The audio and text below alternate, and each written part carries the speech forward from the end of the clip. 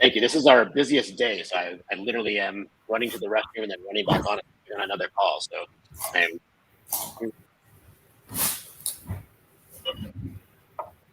Right on.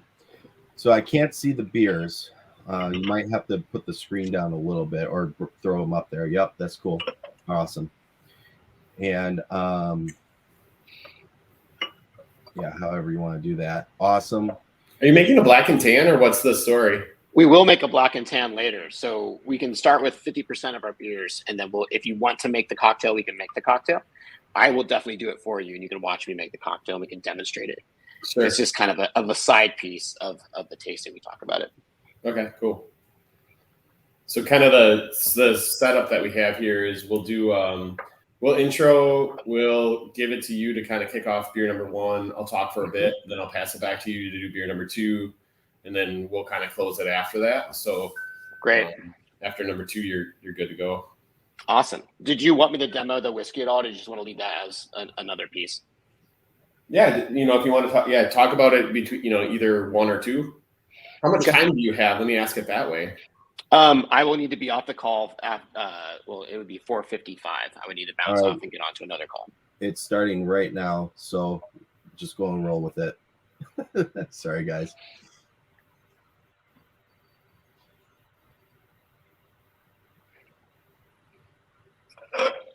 All right. Good afternoon, everyone. Thank you for joining us today. This is the moderator speaking. The webinar will begin in approximately 1 minute. I just give everyone a chance to grab their glasses, their beers, and get ready to learn about some awesome St. Patrick's traditions.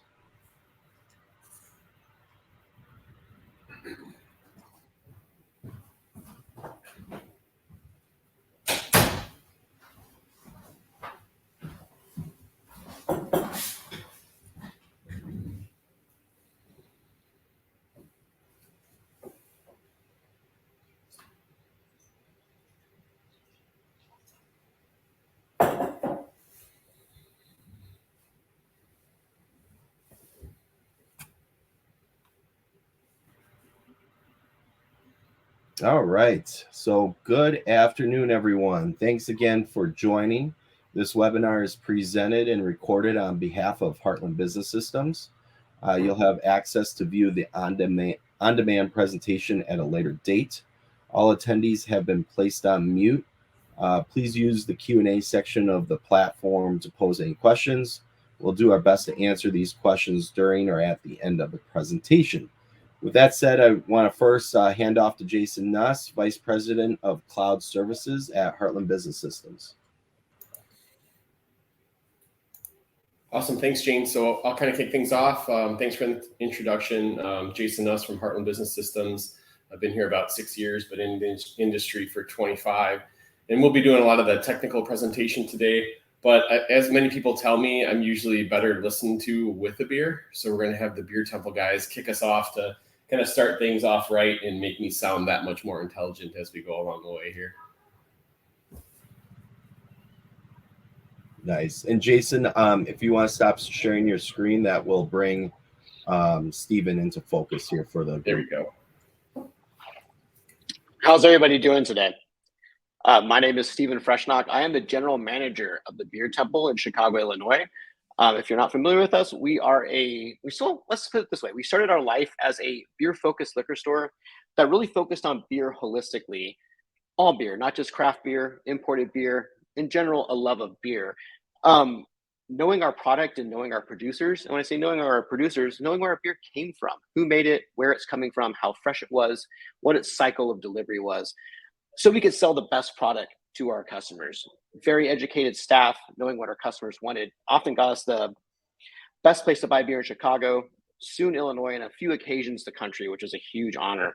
About 4 years ago, we decided to expand our mission and open up a larger venue with a bar so we could present beer in different ways, continue our education piece in a more formal area. Sadly, with the COVID-19 pandemic, we've been open and closed for the past couple of years. So we decided to take our education piece to the virtual space, which what which brings me to you today. Me, myself, I am a certified Cicerone, which is similar to a sommelier, but for beer, we are way more chill. So please ask questions. I'll be happy to answer them, not just about the beer that we're trying, but it's about beer in general. If you haven't already, our first beer is going to be the Conway's Irish Ale from Great Lakes. It's Irish Red Ale. So first off, let's just go ahead and talk about the region's beers. So Irish Red Ale, or beers from Ireland. In that region, you have Germany, which is kind of like dialed in, process-driven lagers and ales, very exacting brewing process. You have Belgium, a world known for strong ales, experimentation, letting things be. They are definitely usually, and still in comparison to the United States, the cutting edge of brewing historically. Then you got beers from the UK, which tend to be sessionable. So who may know what I mean when I say session beers? These are... Yeah, and Steve, everyone's on mute automatically, so unfortunately, yeah, we can't get. I'll answer that question for you. So there. the beers of that region we're going to talk about are going to be session beers, which means they're low in alcohol, but not just low in alcohol, they're low in intensity flavor-wise, and you can drink them repetitively without being fatigued. This is the mark of a session beer. This is a beer that is a good drinking beer that isn't necessarily the focus. When you go out to an Irish pub, it's not like going out to a beer bar or a cocktail bar where you have a plethora of options, all different types of experimental beers and all different crazy things. You go to an Irish beer bar to hang out with friends, maybe watch sports. You'll have like one or two different beers and a few whiskeys to try. And it's all about the community. It's all about enjoying your friends, enjoying your family, and having a good afternoon, evening. And that's what these beers really do reflect. They're session beers that aren't really the focus, but they do have character. So the Irish Red Ale is an imitation of the UK bitter, or the British Pale Ale, which is a session beer that is hoppy. When I say it's hoppy, not hoppy like IPAs in the United States or pale ales in the United States, which are pretty aggressive in comparison, but they're bitter with a nice herbal tea-like hoppiness. They're easy to drink. Well, the Irish didn't really have access to hops. It's not a traditional hop growing region. They could buy hops from the British, or they could basically riff on that and do a malt-driven style. And when I say malt-driven, let's talk about that. The beers that we're going to try today all feature malt as their key ingredient. Beer being water, hops, barley, and yeast for the most part. Malted barley is raw barley that's been converted to sugar. Basically, converted starch to sugar, and that's the source that they use for fermentation. But barley can also be kilned and toasted, much like your toast in the morning, seared, caramelized, even in the case of our Guinness beer, roasted to extreme levels where you get astringency, roastiness, smoke, chocolate, etc. So in the case of this red ale, malt is the focus of that. If you're near the window or a light source, go ahead and shine it to a light. You can see it's obviously a ruby red color. It's very bright. When I say bright, it means clear. I can see my fingers through it. When you smell it, you're going to get those caramelized Maillard reacted flavors. So you get a nuttiness, a beautiful sweetness, a caramelization, and it's very inviting. Drink it. It is a sweeter beer, a hallmark of a malty beer, but it's not overly sweet. It's not fatiguing. You taste the depth of the malt flavor. It's a good showcase of that one ingredient in beer. There's actually no style of beer in Ireland known as the Irish Red Ale. There are Irish beers that are red, but there's no Irish Red Ale. That's actually a marketing term created by Coors. In 1981, Coors acquired the rights to George Killian brand, and they marketed a beer called George Killian's Irish Red. I was around the 90s and drinking the 90s. Some of you may have, but if you were around in the 90s, that beer was everywhere. Every bar you went to, George Killian's. And so much so that second wave craft brewers like Great Lakes, Deschutes, Boulevard really latched onto that and made it a brew pub specialty, meaning that they basically said, well, man, Coors is having great luck with this Irish Red Ale. Why don't we make an Irish Red Ale? And they still brew them today. Around this season, you'll see all the craft brewers pulling out their Irish Red Ales, a style that was a riff of British styles that is uniquely American. You don't really see this style much outside of our country.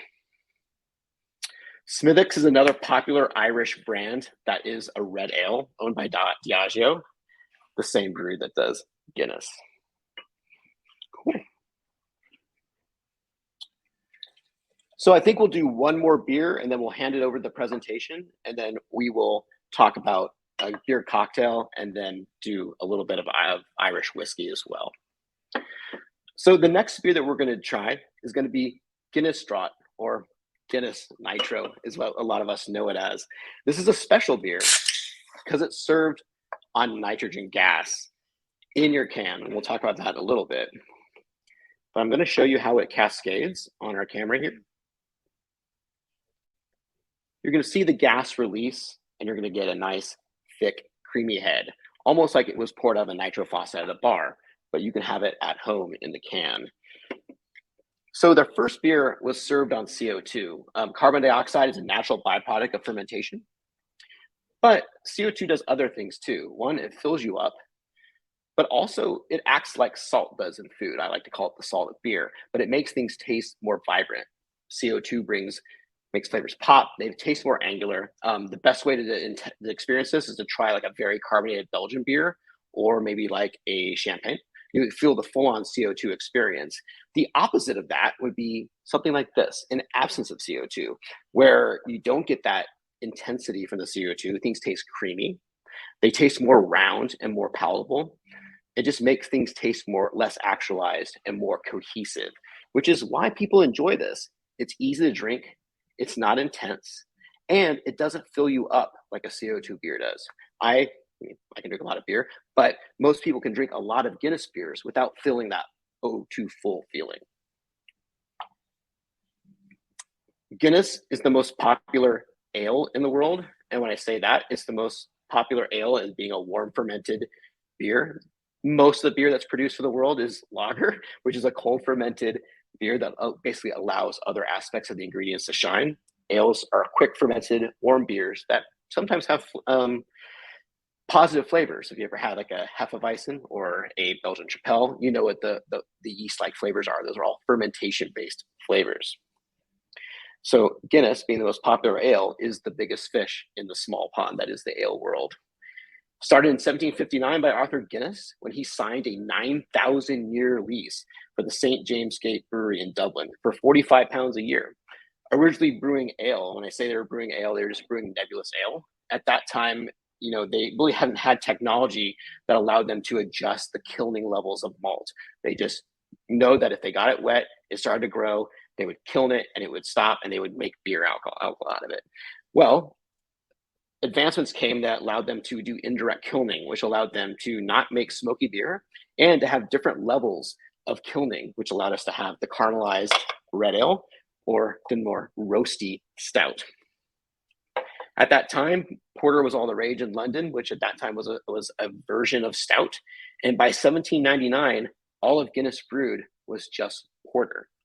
One of those porters was a beer called the West India Porter, which is still brewed today as Guinness Foreign Extra Porter.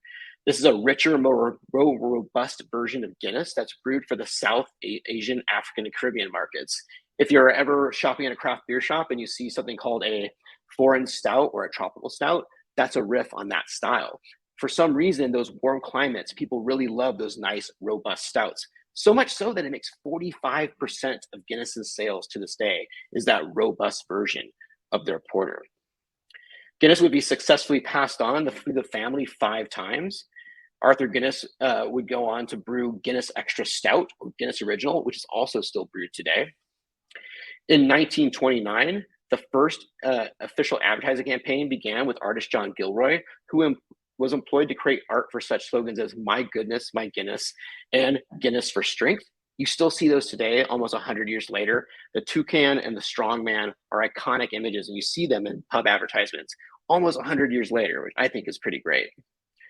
In 1959, Guinness did a major innovation, which changed a lot of beer at the time, but eventually would change craft beer as well, is they figured out how to dispense on a nitrogen blend, which would eventually bring us to this can. But instead of pushing with CO2, they were pushing with a blend of nitrogen CO2, which allowed them to get the nitro pour. which is an imitation of real ale or cask beer.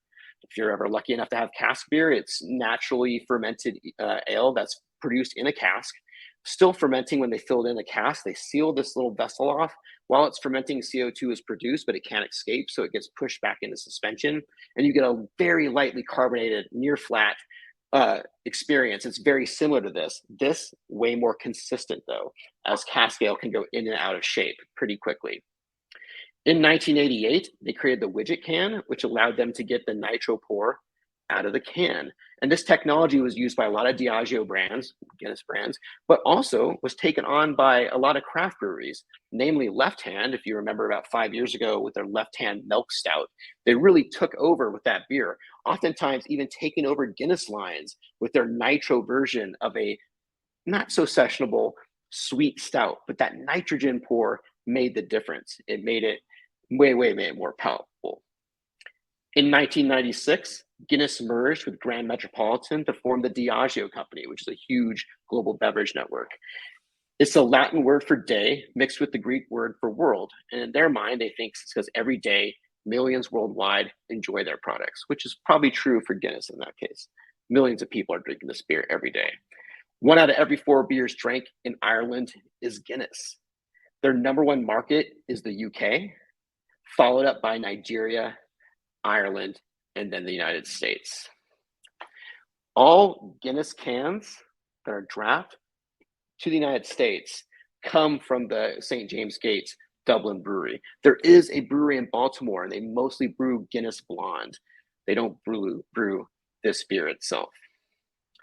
So Guinness uses unmalted roasted barley for its color and flavor. A lot of people always ask me, why does Guinness not taste like, such and such stout, which is very dense and roasty? They use an unmalted barley and they get that same type of roastiness, but it can't extract sugar. So they use a nice evenly kiln malt that's light to get the extract for the beer, which would become alcohol. And then they use color and a bit of flavor from a touch of that unmalted barley. It's how you get the black color. It's how you get the easy drinkingness. Speaking of easy drinkingness, Guinness is very low in calorie. It's 125 calories per 12-ounce serving. To give you some perspective on a beers you may know, Bud Light is 110 for a 12-ounce serving. Bud Heavy is 145. So many people ask me, why does Guinness taste better when I'm overseas or when I'm in Ireland? And there's a lot of things that go into that. One thing that I will say is that beer itself is a living object. From the moment that it gets packaged, it's degrading. The number one enemy being time, heat, light. All those things will deteriorate your beer. The likelihood of you having a fresh beer in Ireland is pretty high. But by the time it gets to the United States, it's gone from the brewery to the port, across the sea, to another port, to the distributor, to your glass. There's been some time on that beer, which may make it taste not bad. It's still gonna be great beer, but it's gonna be not as fresh as if you're getting it from the source. Also, in the UK, they have very, very stringent policies for pouring their beer or for pouring Guinness. Guinness makes sure that if you're pouring their beer, that your lines are clean, which makes a very big deal on how your beer presents. Knowing that the staff is trained on how to properly pour the beer. So there is a way to pour. You pour half and then pour on top, and you give it time in between those pours. I have a fun story. I was traveling in London and my flight got delayed. I got there late and I was meeting some friends at our hotel. And we're at the hotel bar and they're already sitting down having a time. And so I walked to the bar and I ordered a Guinness. He takes this, I only can describe it as a stage, and he bolts it to the side of the bar. He puts my pint glass down and he grabs just a can and cracks it, does the halfway pour, lets it settle, comes back to it seconds later, maybe almost a minute later, and continues to pour me off and gets me the perfect pour. I was very thankful. I was very thirsty. I drank it. He was getting close to being closed and he had already taken it down and put everything away. And I came back and I'm like, hey man, that Guinness is great. Can I have another one? He kind of died a little bit and like begrudgingly put it back on. I was like, whoa. You don't have to do that, man. Just like pour me a beer. And he was like, actually, yes, I have to. Like, there are people who check and to make sure that we're doing this correctly. And it's important. It's important that you get the best experience when you drink Guinness or when you drink the beer that I serve, which, is a good A good publican, a good bartender is always going to do that, but it's good to see that they're being that strict about how they present their beers. When you're out and about, they're making sure you get it the best way every time.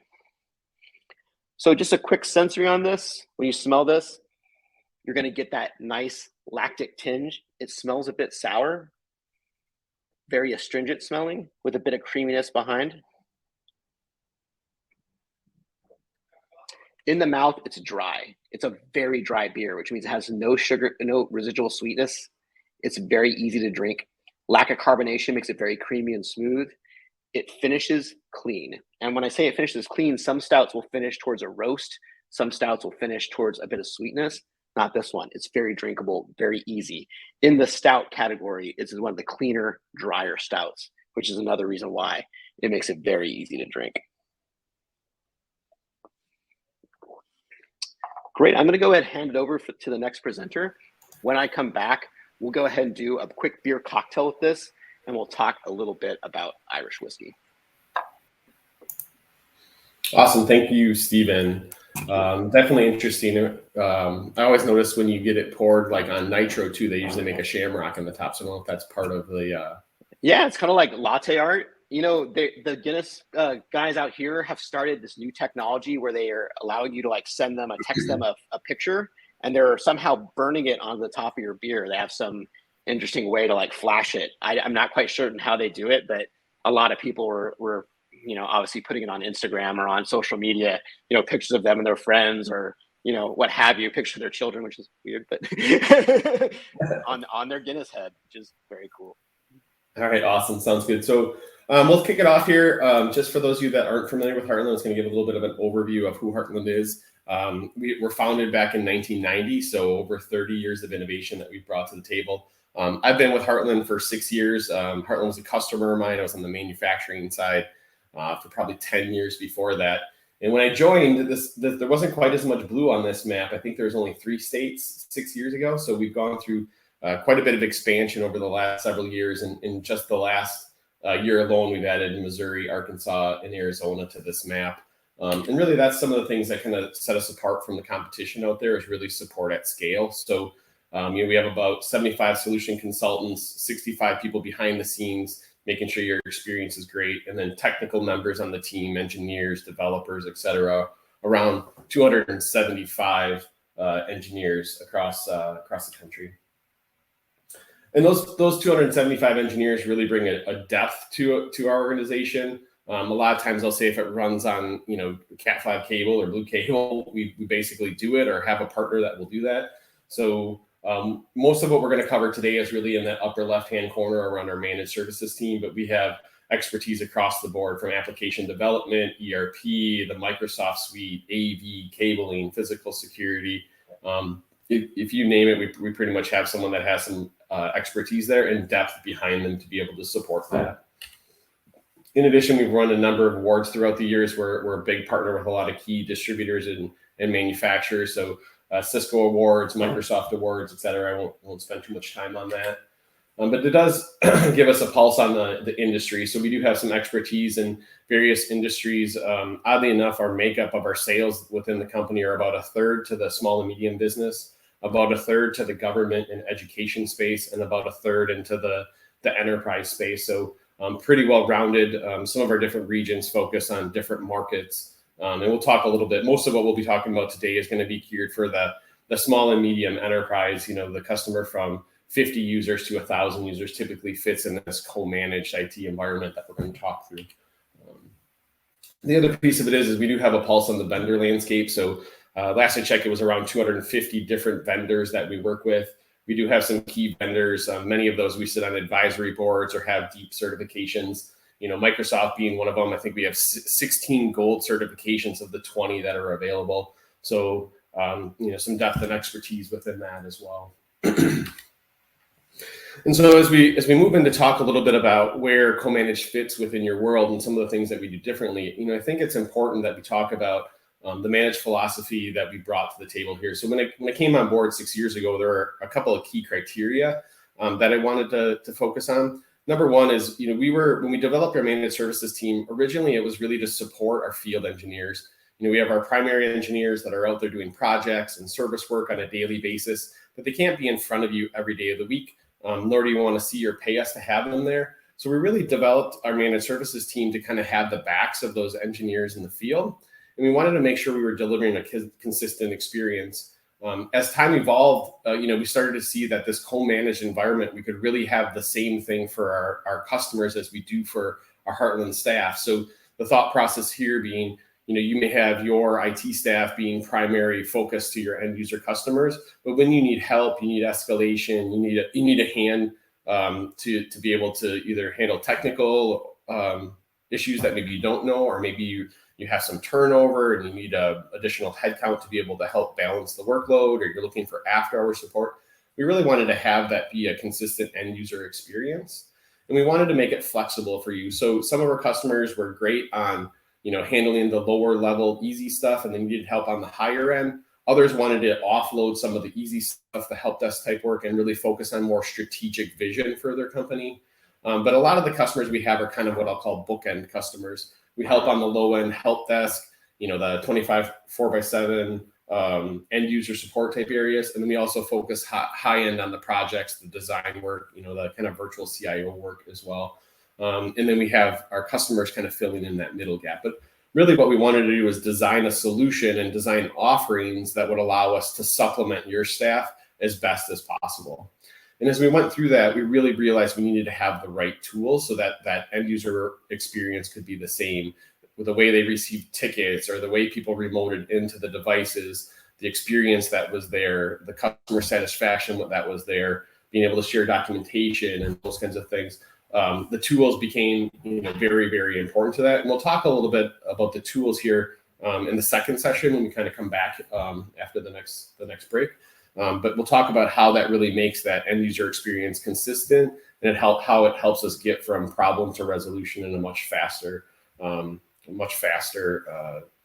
get from problem resolution. And then last but not least was we wanted to earn your business every day. So we don't have any long-term contracts when it comes to these services. We understand that things change rapidly in this environment. You may have added employees, you may lose employees, you may have an acquisition that changes the nature of the ballgame. So the way our managed services work is it's a month-to-month contract. You can change your plan at any time. You can cancel at any time. It's really up to you. And we're very focused on that client experience. So the team that I have that's kind of helping support your IT staff, the tickets that we complete, your end users are getting surveys asking how we did. We're following up on any negative surveys that are experienced, and then I compensate the team the same way. So we'll talk about that as we get a little deeper into this as well. So really what we kind of came to talk about was really that co-managed experience, and how do you weigh the in-house versus the outsourced services within your environment. And really where it starts to talk a little bit about where you're at within your IT operational maturity. So a lot of times when I'll talk with clients, I'll kind of use this graph to kind of gauge where they're at. How are you triaging tickets? How are you handling that work?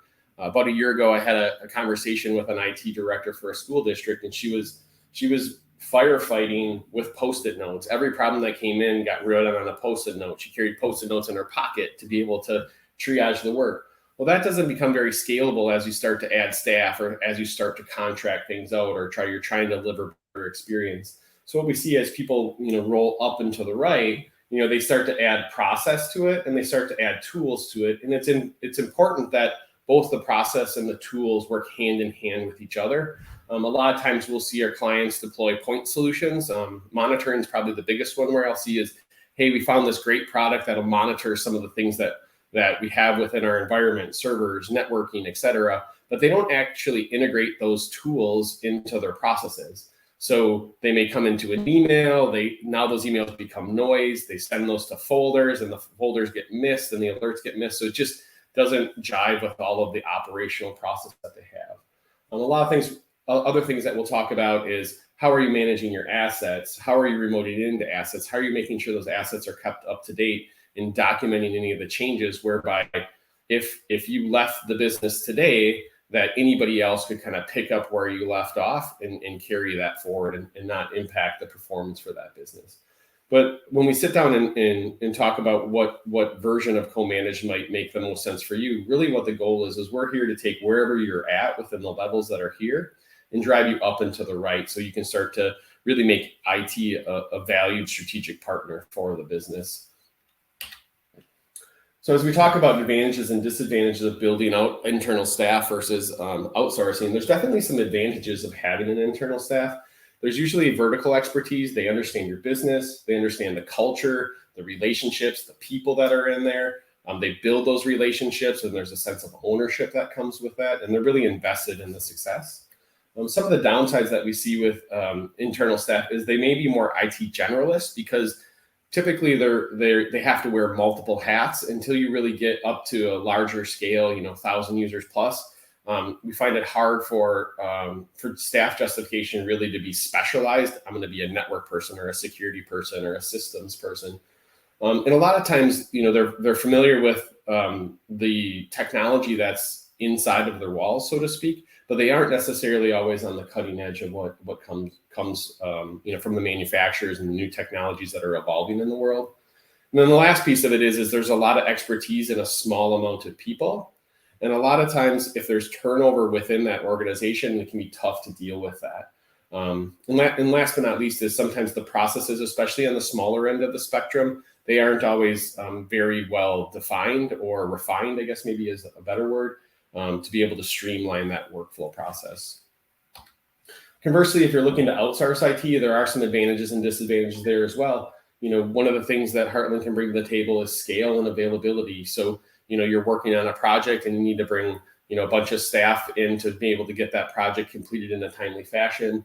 You're looking for added technical expertise. We're deploying, our engineers are deploying project after project after project. So, when they're going to do that major shift to, say, a hyperconvergence, they've done it multiple times, where a lot of times with internal IT staff, they don't have quite that experience. So we can help bridge that gap and make that a quicker turnaround for you. We can also bring process and tooling. So a lot of times we'll see, especially on the smaller end of the business, where they have a lack of tool sets. They may have a ticketing system. A lot of times I see it's freeware. They may have some monitoring, but they don't always have a decent asset management platform or a lifecycle management platform. The other piece of it is a lot of times with internal staff, you get, I call it T-boned, right? You're working on a project and an end user has an issue, and you get pulled off of that project to focus on that end user issue. You get stuck in the firefight, so it causes you to get pushed behind a little bit on the project that you're working on. And so sometimes when you outsource some of that noise, it allows you to reduce those distractions that are out there. Conversely, there are a few disadvantages at times with outsourcing IT.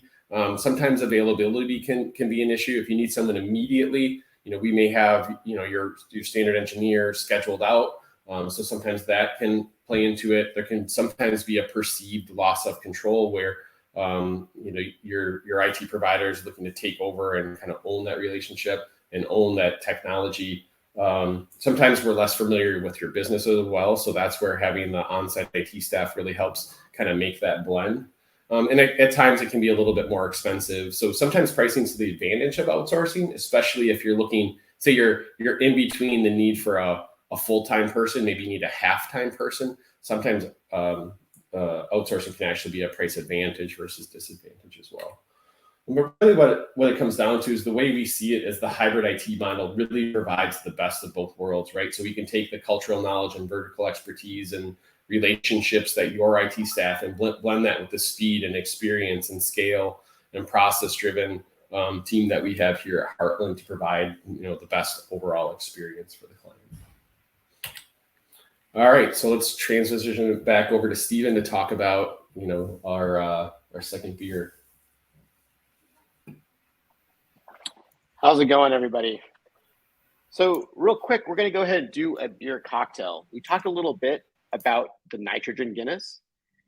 So this is a half and half. You might also know it as a black and tan. A half and half is basically a denser beer on the bottom of the glass. In this case, we're going to use Conway's Irish Ale. I like this with a Pilsner, or I really think IPAs, American IPAs especially, work really well in this cocktail. So we'll pour the denser beer first, and then we're going to pour on top of it the Guinness Nitro, which is a less dense beer. We'll use a spoon to kind of diffuse it and let it evenly pour on top, and we'll raise it up so that you get a stratified beer. You'll have Irish red ale on the bottom. You'll have your Guinness on the top. It's a very fun kind of like party trick, but also a really fun cocktail to make. You could do this, like I said, with a variety of different beers. Some people like to do it with cider too. We call that a snake bite, but yeah, it's a fun way to like blend your beer. So we'll go ahead and I'll pour my Irish red ale on the bottom.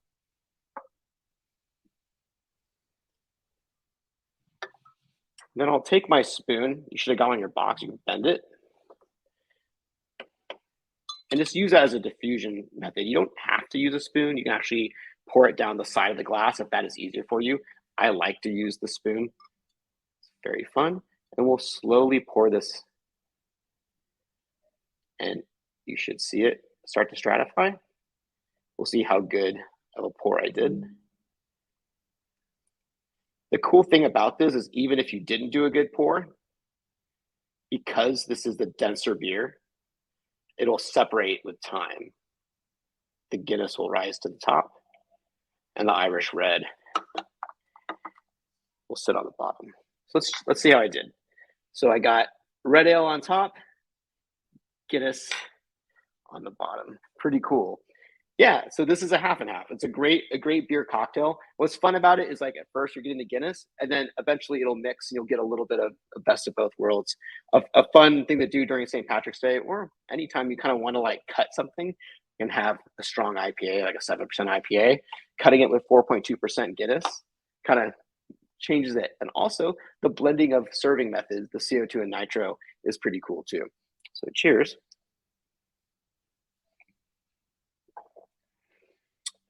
So next up, we're going to go ahead and talk a little bit about Irish whiskey. You should have got sent Bushmills. Cheers. So I know we don't have the ability to talk to each other, but let's first talk about American bourbon or American whiskey for the most part, particularly bourbon. Very popular right now. We're seeing a lot of different bourbon brands that were very available and very plentiful getting bought up just because they can't produce enough for the demand from the consumer. Thus the price is going up. But there are some unique properties about bourbon or American whiskey in general. So, bourbon needs to be 50% corn. Irish whiskey does not have that designation.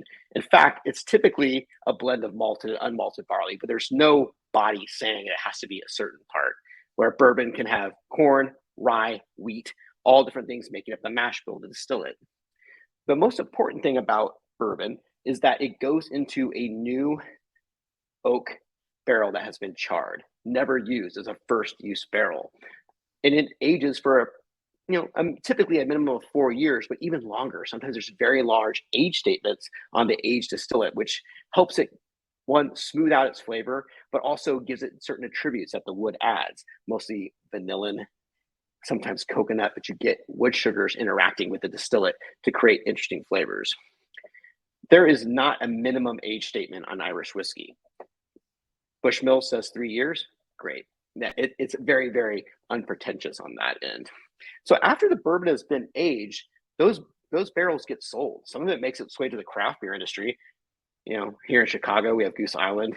We have Revolution, who have endless amounts of bourbon barrels that have beer aging in it. Well, Irish distillers do the same thing. They buy a lot of the bourbon barrels and they buy a lot of sherry barrels, and they age their distillate in that to extract those vanillin, coconut, woody flavors. From the sherry, you get those fruity port flavors, all from aging their clear distillate. Another hallmark of Irish whiskey is that it's triple distilled. And when I say triple distilled, it was run through the still 3 times. It's very, very smooth, very, very easy to drink. So much so that if I'm out with friends and people are doing shots, I typically am going to reach for the Irish whiskey because it's easy to shoot. It's not going to be hot. When I say hot, it's not going to be high alcohol.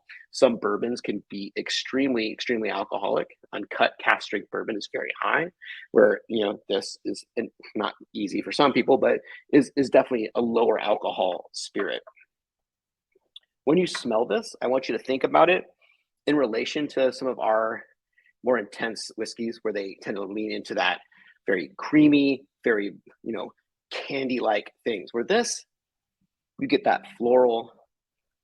To me, it smells like baseball mitt is what I think of, this leathery, oily, all from unmalted barley. Our friend unmalted barley comes in. And I think that the Irish use a lot of unmalted barley because their tax structure, they weren't taxed as high on unmalted barley because it couldn't get used like a malted barley would. So they use a lot of that in their distillation, and it gives it a very unique flavor and aroma. Both Irish and Scotch were taught distillation from the Romans. Let's talk about Scotch whiskey versus Irish whiskey. Scotch has designations, kind of like bourbon's a designation here, or we can take it to other beverages like champagne. Only champagne in the Champagne region can be called champagne. Outside of that, it's cava or sparkling water, or sparkling wine, depending on where you're at. Oktoberfest, only inside the walls of Munich are those beers are traditional Oktoberfest beers. Anybody outside of that, that is Oktoberfest style. Ireland doesn't have that. You got Speyside and Islay in Scotland to designate their areas. Irish whiskey is Irish whiskey. It's their distilled beverage made from their regular beverage, so grain-based beer, grain-based distillate. Bushmill, oldest distillery, that's the oldest licensed distillery in the world, but still operational, which is pretty cool. Bushmills is located in the north of Ireland versus Jameson in the south. It's controversial, but some people consider this Protestant whiskey and Jameson Catholic whiskey. Jameson is from the region of St. Patrick, which is pretty cool. So when you're out celebrating your St. Patrick's Day, think about Irish whiskey and think about Bushmills is the St. Patrick's whiskey. Kind of going back to like its mellow flavor. If you are a cocktail person, it's fun to do improvements or changes to your cocktails using an Irish whiskey. You can change the profile, you can change the intensity. You can do a lot of interesting things by either cutting part of your bourbon-based cocktail with some Irish whiskey or completely doing it with Irish whiskey. I've actually found that I like some cocktails better with a more mellow and easy drinking whiskey.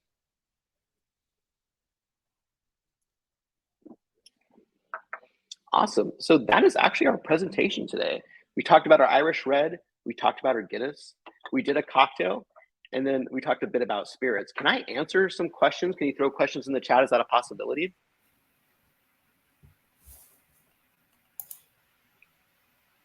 I don't see any Q&A here yet. Let's take a look. Please, if you feel free to ask some questions, I can talk about the beers here, or I could definitely talk about other beers. This is something that I love to talk about professionally. Like I said, this isn't the most nerdy tasting that we do, the most intense tasting we do, but I would love to talk about other things besides these beers. If you have those questions, we can talk about this whatever works for you guys. It's really interesting. So I recently got into bourbon a little bit more, and yeah. if I'm not mistaken, bourbon can only be distilled once. Is that accurate? Correct. So there's differences between American whiskey and actually being called bourbon and different types of bourbon designations. The best book I can remember, I'm trying to remember the name of this author, but he basically goes on a deep dive into how to read labels. And I talk about this pretty often with beer, but it applies to bourbon heavily. So when you pick up a beer label, you can read a lot of marketing, a lot of different terms on it, especially with craft beer, that can kind of give you an idea of what you're getting into. Oftentimes it's a mix of process. Like an IPA might say DDH, which what does that mean? Oh, it means double dry hop. It means after fermentation, they added hops post-fermentation twice to make it more intensely aromatic and flavorful. Where you'll have something like bottled and bond. What does that mean in bourbon? Well, it's got to be a minimum of 50%, and it has to be in a government-controlled warehouse. So like things like that, you'll start reading it, or you'll start seeing age statements. If there's no age statement on a bourbon label, that you know is a minimum of 4 years. But if there is an age statement, the blend of the highest amount has to be the minimum age statement. So if it's a 12-year, the proportion of that blend, the highest proportion needs to be a 12-year. So I would definitely, I think bourbon as a whole is very confusing to consumers, and reading about it or just picking up a label and kind of researching it really does wonders to learn what you're getting into. Another thing about bourbon that I like is you'll see that distilled and bottled by the distillery or just bottled by. So you can tell that maybe they're sourcing a bulk product. Oftentimes there is, Indiana juice that's getting sent down and MGP and aged, which I mean, I like MGP. I'm not mad about it. It's actually good. It's good stuff. But there's some places that distill, age, and bottle it completely in house, and that's just different levels of quality that might mean something to you. So definitely, I guess, read the labels is the best way to describe it. Just like you check out your food, read your labels, what you're about to consume. As far as beverage goes, it goes a long way. Sure. One question did come in. It says, "What's your opinion of Guinness Baltimore Blonde?" The new one. The Guinness Blonde Ale. I've had it a couple years ago. You know what? It's good for what it is. Like there's times, my best example of this is like when I'm out at a sports event here in Chicago. Am I drinking an IPA in the stands? I'm probably not. I'm probably drinking an Old Style or a Hamm's, because in that situation, that's the beer that makes sense, right? I'm not drinking Bourbon County Stout in the stands at the bleachers, or watching a sports game. There are times when I want a very easy drinking blonde ale. It doesn't require a lot of thought. It's just a beer for consuming when I want to consume a beer, and that's okay. That's basically what I'm saying. It's not going to blow my mind, but it's not bad, right? It's not bad. Awesome. All right. I don't see anything else right now, so maybe we'll continue on. If something pops in here, we can kind of deviate back to you here. So sounds great. I'll hang out. Share my screen here, and we'll kind of go from there.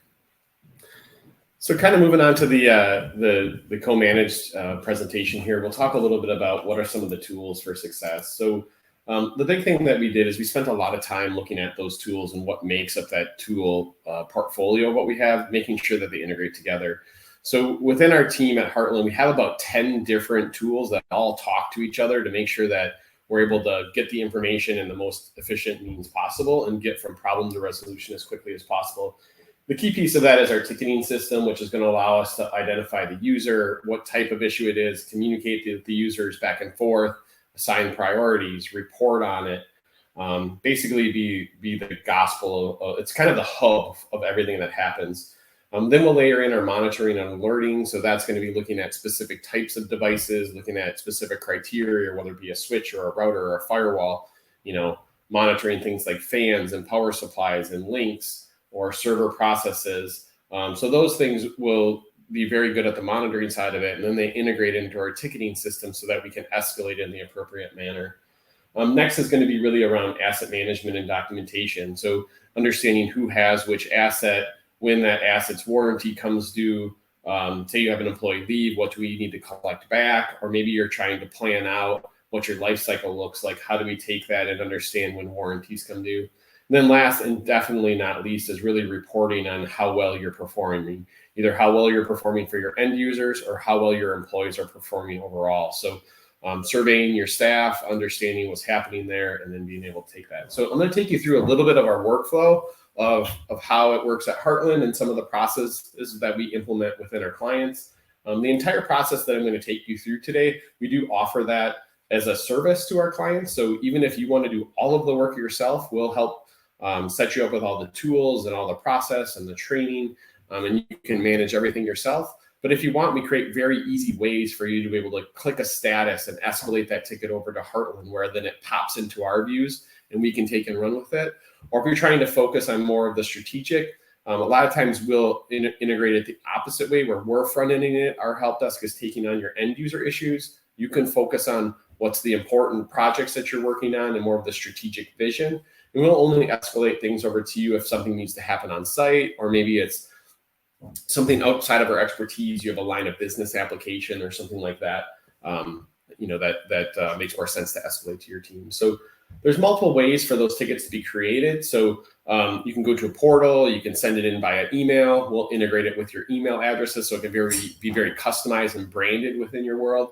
But the way that we really like to see it the most is to come through a desktop agent. So some of the special sauce that we utilize is our remote monitoring and management engine, where we put an agent on every desktop, every server that you have.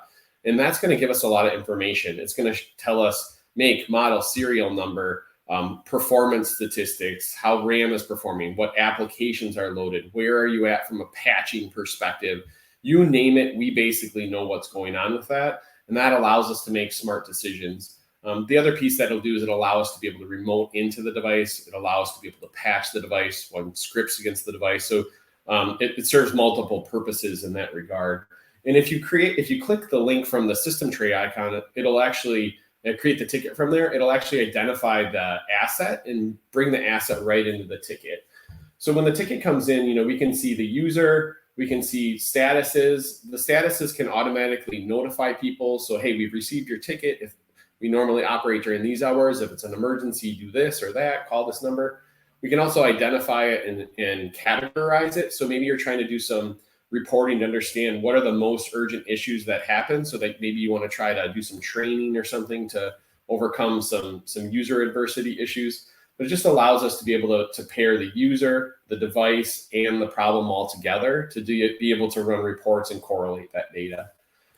In addition, we can also understand impact and urgency. So from our monitoring platforms, if we have a circuit down, it's going to be of a critical nature. We want that to be able to be highlighted and notified right up front. We may want to integrate that into our on-call system to page someone after hours to be able to respond and try to resolve it before business operations come back up the next day. We'll also tie that into our customer satisfaction tool. So when we close out this ticket and we send a notification to the end user, we'll record all of that data right in the ticket. So if we ever have an issue that we have to go back to, we can kind of see what that experience was. We can even schedule it so people know who's working on it, when they're working on it, and then we can communicate through the ticket with the end user so that we have a complete running history of all of the communication that was there, whether it be just discussion, whether there be some internal notes we want to take, or whether it be some resolution notes. So that's really nice because maybe you have a user that has a problem that continues over and over and over. Makes it really easy for an engineer to go back and say, okay, I see Jason had this issue last week. Let's take a look at what the problem was. Okay, we had to restart this service. Now you're getting the resolution much quicker, right? The other thing it allows you to do is then be able to see consistency over time. We had a law firm a few years ago where they had a bunch of older machines and they were working through a migration to get the machines migrated out. And we deployed our tools in there and we were able to see that the applications they were running were really, they really needed to have higher performance machines to be able to effectively run that. And so it allowed them to be able to justify replacement of those machines. And we were able to show them that when they replaced those machines, the number of tickets that they had was significantly lower than prior to replacing them. So they were able to be more productive. And then the last piece that comes into the ticket is really the identification of the asset. And there's the green icon and the red icon are really something special. The red icon would immediately take me right into the device where I can be working on it side by side with the user seeing exactly what's going on. Or if I hit the green icon, it will take us actually into our remote management and monitoring platform, whereby I can see more details about that asset and run some things behind the scenes. So I can see it's an HP machine. It's got my Windows 10 OS. I can see the BIOS, the build. I can see what services are running, patching levels, scripts, etc. And from here, I can actually run scripts against it. I can get into the services, see that, oh, maybe there's a service that stopped. That's probably what's causing that issue. And I can restart that service and I never have to interrupt the user, never have to remote in, take over control, set up a phone call. I can do a lot of those things kind of behind the scenes. Same thing would go as if, maybe a customer or one of your internal users requests software to be deployed. You could use a script to simply push out that software silently to that machine without having to take it over. So there are a lot of things we can kind of do without interruption. However, if we do want to take it over where we can kind of have that screen share capability, we can basically take over any machine that's connected to the internet. They don't have to be on VPN. They don't have to be in the office. Simply having that remote agent will allow it to check back into our web-based portal, whereby we can see that machine and remote into it. Once I do remote into it, I have complete control. So I can chat with the user. I can draw on the screen. I could take a screenshot or record a video. So maybe you have a line of business application, an accounting program that's acting up, and you need to send something off to your software vendor. We could record that entire interaction of what's causing that problem, and you can ship that off. So hopefully now they have a better understanding of what's happening versus just text or a screenshot or something like that. We also have other components like toolboxes where maybe you need to install a consistent piece of software, like maybe a VPN client or something like that. These kind of can sit in almost like a file explorer where we can drag it in here and install this kind of right on the fly. So a really fantastic remote support tool. And it also even gives us the ability to take over mobile devices. So you may have a situation at a remote office of yours whereby a user can't get on the network, or something's going on in the equipment room and you're at a different location. I can send them a text message and take over control of their cell phone and see exactly what they see from their camera. So I could step them through what was happening on their desktop, or have them take me through what's happening in the equipment room to try to troubleshoot it without having to roll a truck, so to speak. In addition to that, we also have other monitoring tools besides just that for Windows devices. We use a platform called LogicMonitor that allows us to monitor switches, routers, firewalls, public cloud like Azure or AWS, databases like SQL, phone systems like Mitel or Cisco, and really get good performance metrics of what's happening there, whether they be bandwidth issues, whether it be failures of a fan in a switch or a router, or a link that's down, or other things like maybe slow internet and you want to do some net flow troubleshooting. All of that data is all reported into these systems. And then we create templates that allow us to be able to alert based on certain criteria and create tickets with different urgencies within the system. So then we're only worried about the things that are critical within our environment to be able to respond to. This tool also allows us the ability to be able to look at configurations on the devices. So keeping up to date with, say, a switch config or a firewall config. A lot of times I find like our clients will go in and they'll make a change, but they never back up that config, or they don't do it on a regular basis. This tool will automatically back up those configs anytime a change is made, and it'll keep that history for 2 years. So we can go back and compare, well, what does the config on this router look like today versus what it looked like last week when somebody made some changes. Maybe an engineer thought they made the right changes. Now they're on vacation. You can't get a hold of them. You want to see what's going on. Or maybe you have a piece of hardware fail, and now you're wondering, okay, where's the most recent copy of the configuration for that switch? Here we know we always have it. We can download it and very simply upload that into the device, get you back up and running a little bit quicker. In addition to that, we do have some other process pieces. So structured IT documentation. So making sure your assets are documented in a proper fashion and always in the same spot.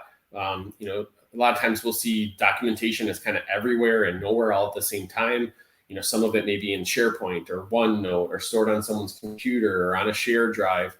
It can be kind of all over the place. The goal of this is really to have everything documented in the same place with the same exact questions answered all the time and related to each other. So I could see that, hey, there's a firewall that's documented. Here's the IPs, here's the passwords, who's accessed that password. I could also see that, hey, the downstream switch that's connected to this is this particular device, right? So now if documented appropriately, you can almost build out a Visio drawing without ever having to physically trace a cable, just based on the documentation platform. In addition to that, being able to capture a lot of this data then allows us to be able to track the life cycle for that data. So we can see that, hey, these PCs are due for replacement, or they're ending their 3-year warranty. I can give you a warranty plan that kind of shows you all of the assets, what's coming up for expiration. So now you can start to build out, what does my 3-year plan look like? When do I need to replace these assets? What's still in my environment? A lot of times clients are surprised when we load everything on here to see what assets are actually still in their environment that they might have forgot of. There's a Windows 95 box that's running the HVAC system back in the back room, those kinds of things. But this just allows you kind of to get there. And then we also have some reporting that goes with this. So the reports allow you to make smart business decisions. So maybe performance reporting about how long is it taking you to respond to your users? What's the average ticket closure rate or acknowledgement rate? Or maybe it's employees, like how many tickets are they killing? What's their CSAT ratings? What tickets have maybe gotten stale and been out there for too long that we need to address? In addition to that, we can get very detailed on the ticket analysis. So I want to look at all the tickets from Jim Smith. And here's the list of what they are. Here's some consistency. Here's the top categories. We can basically slice and dice this data just about any way that you want. In addition to that, we can also provide you asset reports. So this is going to be looking at your assets from a more holistic approach, like what's the patch compliance? Are they up to date? Do we need to go and look at some of these devices to dig into it a little bit further and find out why they aren't taking patches? Maybe they need to be rebooted, or patches need to be applied manually. We had an interesting one just a couple of months ago. Some of you may be familiar with the Log4j security vulnerability that came out, but it allowed us to be able to run a software list to see any of the machines out there that actually had Log4j installed on that, so that we could provide that to our clients where they could start to dig into it and understand, is it being used? Is it up to the latest patch loads, et cetera, to try to make sure that you're as secure as possible. And then last but not least is definitely the customer satisfaction. So like I said, a lot of our clients, as well as all of our help desk clients, will send out a survey saying, hey, how did we do? They click on a smiley face. They can let us know what the experience was like. And then for us, we actually publish that experience out to our website. So we'll publish the live 90-day running totals. But more importantly, it provides a really valuable experience for our internal engineers. Like, they see value in this. They feel good when somebody gives them a pat on the back. And some of the comments that you find that get said about your employees are they're very rewarding for those employees, and kind of fun. The one here, customer talks about, the guy was so funny that I'm going to call back and have a conversation even when I don't have a problem. Those are things that kind of make people's day. So when we deploy this for our clients, they've really kind of enjoyed that as well. And then when there is a negative, it's something that that you need to follow up on. You need to make sure that that's not happening in the future. It allows you to kind of stay on top of that. So just to kind of close things down, I'll talk about a couple success stories we had. We had a mid-sized hospital that had about 8 people in their environment. They had some monitoring tools. They had a ticketing system, but their workflow and their processes were really not very good. They also they were in a rural area, and they were dealing with some employee turnover. So it caused them to have a hard time being able to backfill that. At the same time, their hardware was getting aged. So we were in the process of working with them on some projects to upgrade their phone system and their networking and their security platforms. So it was really hard for them to focus on the projects and the process and keep the lights on day to day. We came in there, we deployed our processes. We actually injected our help desk in to front end all of those tickets during this project work, so that they could focus on the projects at hand, and their IT staff could focus that way. Oddly enough, with this client, we actually hired one of their employees who had decided to relocate to a different state, but he was going there without work, but wanted to live there. And so we hired him and kind of put him back in there. But, the story here is we took over their services and optimized their processes up front. And then as those projects finished and as they were able to backfill employees, we've now kind of transferred that process back to them. We still do some after hours work for them. We still do the project work for them. We still patch their machines and do some of the oil change kind of proactive services for them. But they're now taking on a lot more of that reactive environment. Similar to that, we had a city government whereby they had a single IT guy supporting that. I actually had a couple conversations with him while he was on vacation. He was taking phone calls, and he just couldn't get away from the office. He was on call 24/7, constantly having to take care of those problems. And it was really hard for him to be able to bring someone in on a temporary basis when he wanted to get away to be able to supplement it, because things weren't documented. There wasn't a consistent process. It was emails to him personally to be able to do that. So we kind of brought him into our process for ticketing and remote management. And we created a workflow so that when he takes vacation, he lets us know, and my team basically jumps in and we'll kind of front end everything that's there. Or if he's working on a project and needs to offload it temporarily, he can very easily escalate tickets to us to be able to kind of help balance that workload. And then the last one is a multi-site manufacturer. They had 3 IT guys, but they really had 0 process, no monitoring, no ticketing, no AV, no security. It was kind of a mess, to be honest with you. Here we kind of started out by giving them some higher end security tools to make sure they at least had AV and EDR. We started patching their machines proactively. They still did all the remote work. They used all of our remote support tools to do that. And then they had the same thing happen. They had some turnover whereby now they were overburdened. So where they were very easily able to then take and implement our ticketing system. And now we front end a lot of those calls for them. And we're only escalating back the things that happen. So, being able to have that change on the fly and change your contracts and adjust what's happening to be able to adjust the needs of your organization is really what I think kind of sets us apart from a lot of the other things that are out there. So kind of closing up here, the benefits of co-managed IT, you have access to our technical experts. You have access to 24/7 engineers to be able to help offload some of that work. We can help you with our processes and our tools that we bring. And we can also help you, be more engaged and improve your employee and client satisfaction as part of the processes that we'll deploy. So moving forward, Shane, I don't know if you want to take this and talk about the offers that we have. Yeah, no, thanks, Jason. So for all the folks on the call here, thank you for joining. We're providing a little special offer here. If you take a follow-up engagement with with Jason and his team on anything you heard today, you'll get a $50 Amazon gift card. So everyone, there was like a little pop-up that went on your screen. You can click sign me up if you're interested, and then your account rep will get in touch with you, and we'll get you squared away with some time with Jason and his team. So thank you. And I think we're going to also open up for some questions. So if anyone has a question here for Jason, if you can put that in the chat box or the Q&A box, we can take some time to go through those. Yeah, I'm happy to jump in and kind of take you through in a little bit more detail some of the offerings that we have. And if you have specific issues that may arise in your environment, we can kind of talk these as one-offs. We do a lot of consulting for our clients around that. So you can go through the link that Shane pushed out, or feel free to email me as well, or hit me up on LinkedIn. Yeah, we had one. I think you answered this partially. You said about if someone was going on vacation, you were able to help support with some staff augmentation. Is that correct?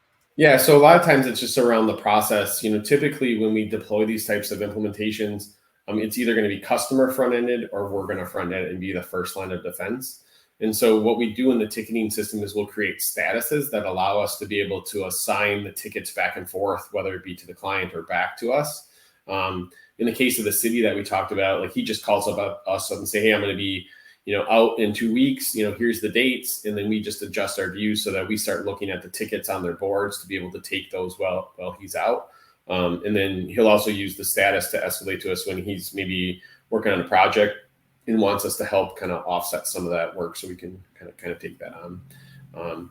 That's the other thing that I would say too is, with no contracts, there's very little risk on your part to kind of try it out, utilize some of the tools. And if it doesn't work for you, you can always change plans, change programs, or cancel at any time too. So. Awesome. Thank you, Jason. And I think that's it. I don't see any other questions. All right. Sounds good. Well, thanks for joining. Hope you guys enjoy your beers and your whiskey and have a great day.